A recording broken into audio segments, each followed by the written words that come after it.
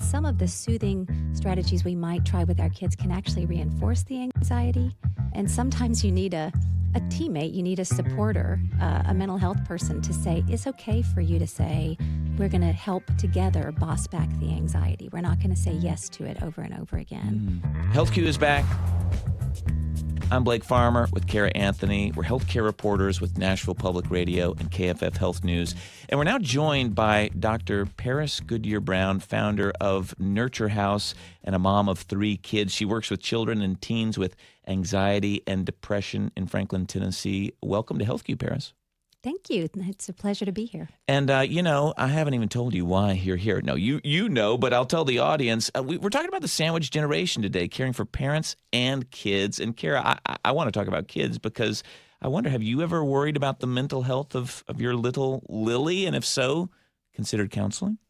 Yes, just last week, Lily and I, we went to the park. We were flying kites.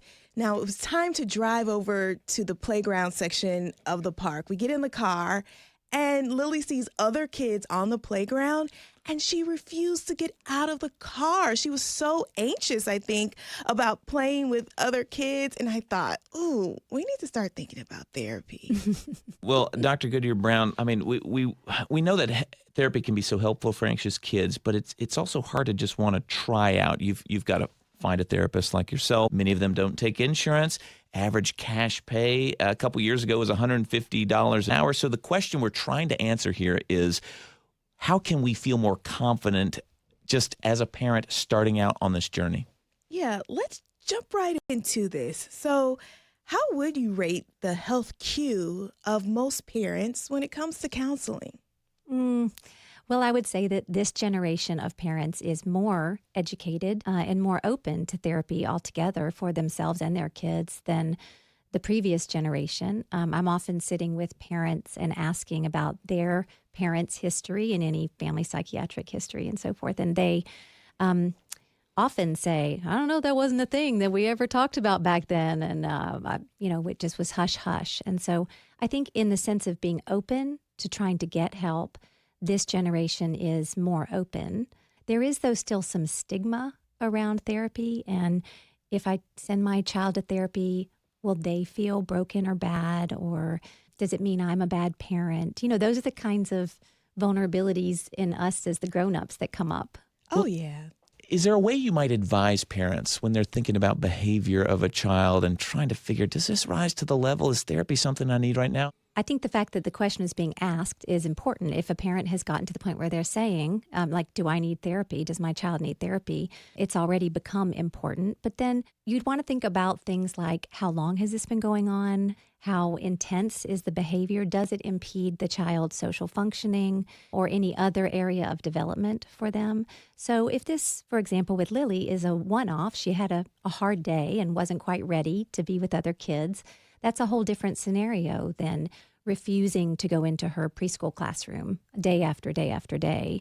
Parents are often calling about things like separation anxiety when their kids first hit the preschool years and they're having their first moments of, they've had their safe boss, nurturer, story keeper parents around the whole time. And now it's normal for a child to have some anxiety about separating from them. But then the question is, does the child quickly turn back around? Maybe they're crying, Mommy, don't leave me.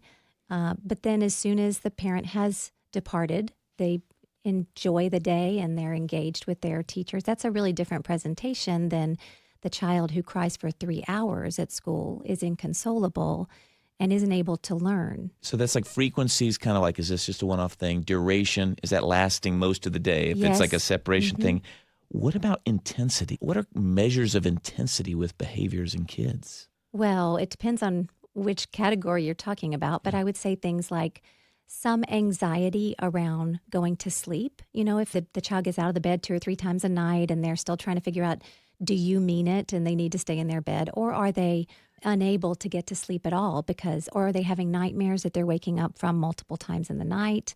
Are they not getting full REM sleep? Those kinds of things would be more about intensity. It would be the same with when anxiety reaches the level of obsessive compulsive kinds of behaviors. Even that's on a gradation. But if you have a child who won't leave the house without making sure all their toys are lined up just right, or they have to check whether the doors are locked over and over again 10 times a night before they can go to bed. That's a much higher intensity of disruption than We're looking at each other over here thinking, oh, there's some behaviors we need to check out.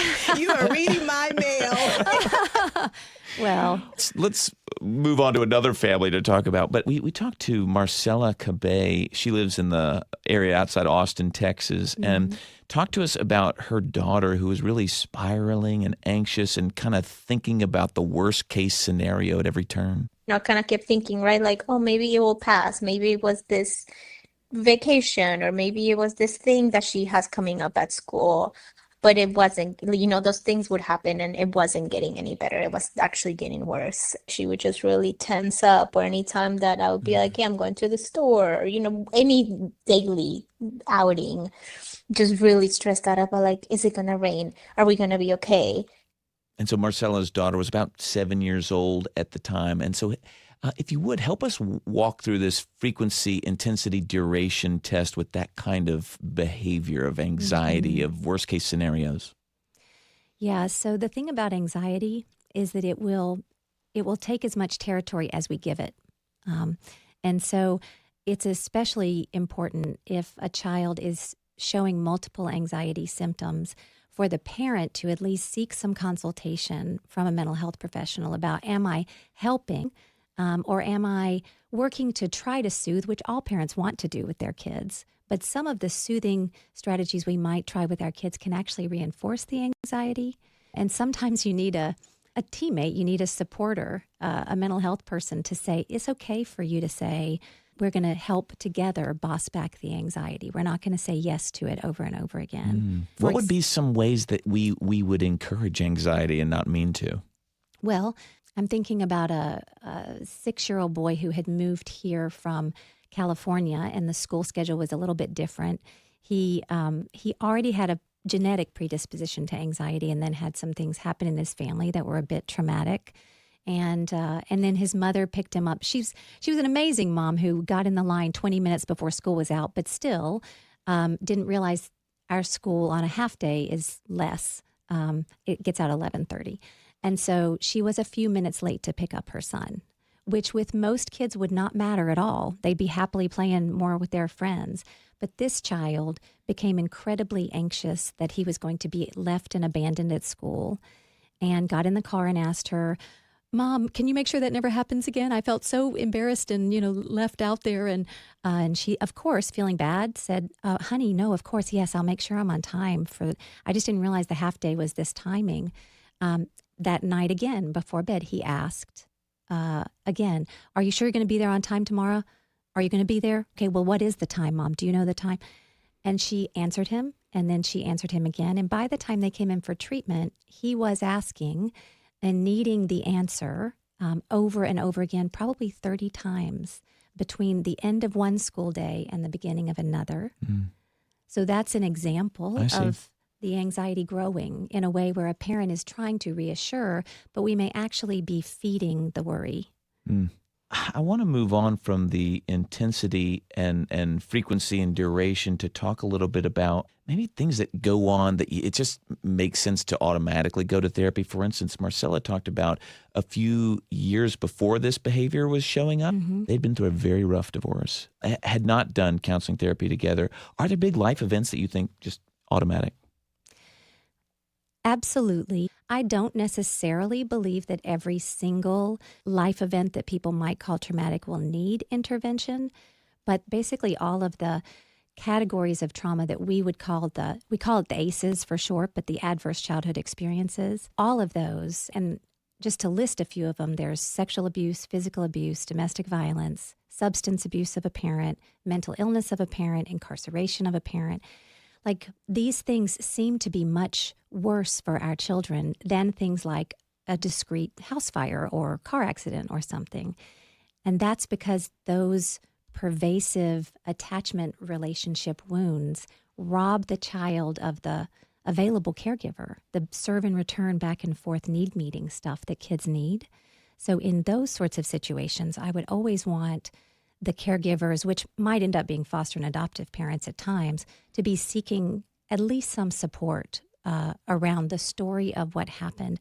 Another time when I think it's important to seek out help is when something hard has happened and the parents are feeling like there's a vacuum of silence around it for the child, that they don't have the words to name suicide or sexual assault or whatever it is that needs to be cancer, whatever needs to be named.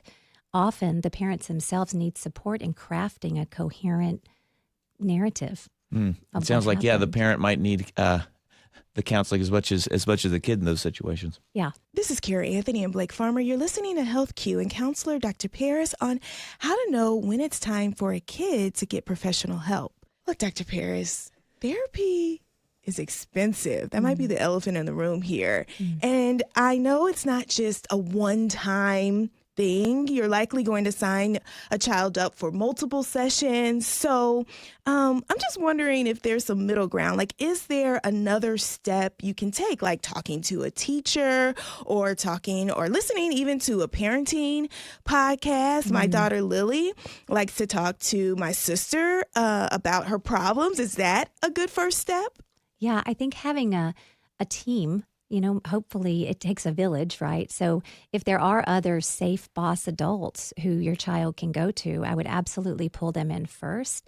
Kids are very protective of their parents' hearts and minds. And so sometimes they do need a safe other adult who they could talk to.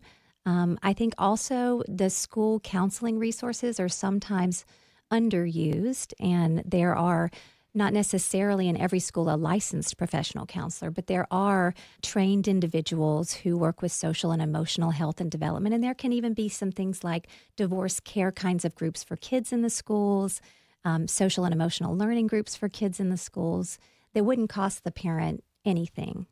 There's also all sorts of books and podcasts I think actually that can end up being harder rather than easier, though, for parents, because they might end up with 12 different parenting books on their timetable, and they have read one chapter of each, and they all say conflicting things. Yeah, just listen to this episode. It'll be enough. Right. But I'm guilty of that. I have a parenting book on the nightstand now.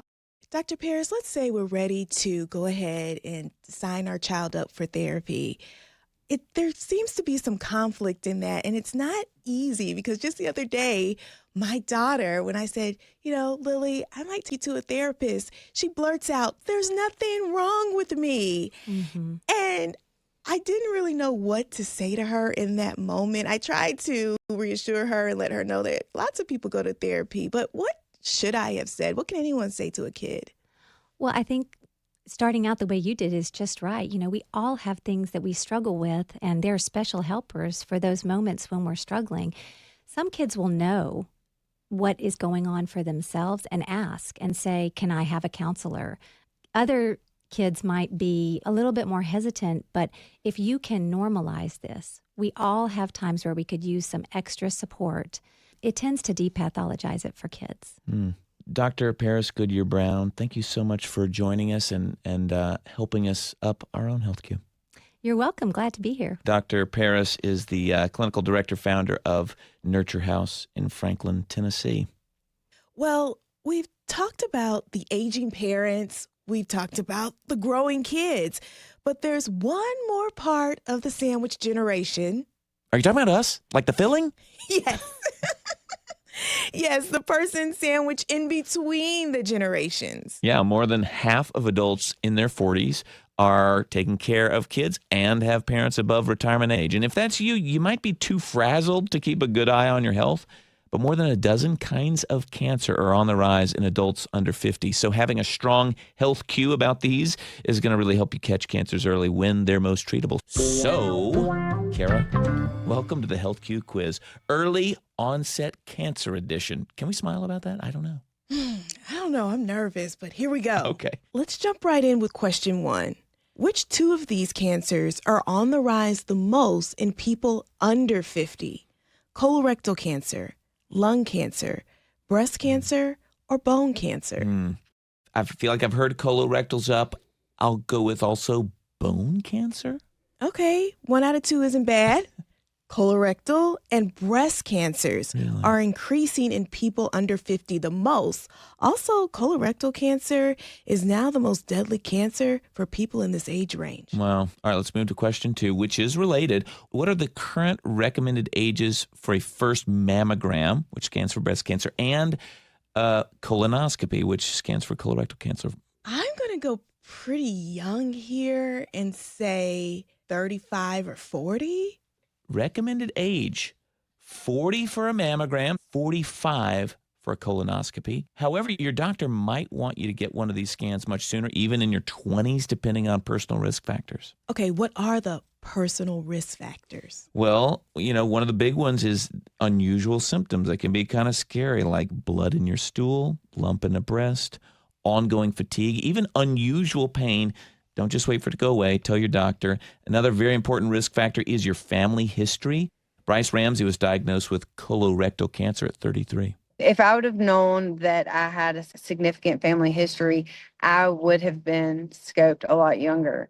After my diagnosis, I begged my dad and my aunt, which is his sister, and my brother to all get screened, and it come back that all of them had colon cancer also.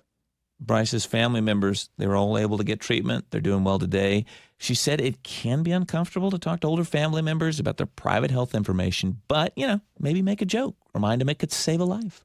Wow. Okay, here we go. Last question. There are several at-home cancer screening kits. What should you do before taking one of these tests? And let's count down and say our answers together this time. All right, so 3, 2, 1. What? Talk to your doctor? Oh, I said fast. Oh, Okay, you got it right. Talk to your doctor. That's good. Okay. We spoke to Dr. Veda Giri, director of the Early Onset Cancer Program at the Yale Cancer Center. It's hard to know the accuracy of these tests. Some of these tests could lead to a false sense of either reassurance or false anxiety and alarm. So please talk to your doctor first before doing any at-home tests. And positive or negative results, you're going to want to check in with your doctor about them. Your doctor is probably going to want to order tests and their own screenings anyway. So save yourself some time and money by talking to your doctor about the best test for you first. Well, it sounds like the most important thing any of us can do when it comes to our cancer risk is having a primary care doctor you trust. Yes, but also let's be real, not everyone has a doctor. So at least get your screenings and get any unusual symptoms checked out sooner rather than later, just in case it is in fact cancer. That's a wrap. HealthQ comes to you from Nashville Public Radio and KFF Health News. Katherine Ruppelt is our senior producer and makes it all happen. Emily Siner is our contributing editor. Taunya English is our executive producer. Can you help us boost our HealthQ? Share your tips with the group and make the healthcare system a little more approachable. Email us at info@betterhealthq.org. You can also find us on the socials, YouTube videos incoming. I'm Blake Farmer. I'm Cara Anthony. See you next time.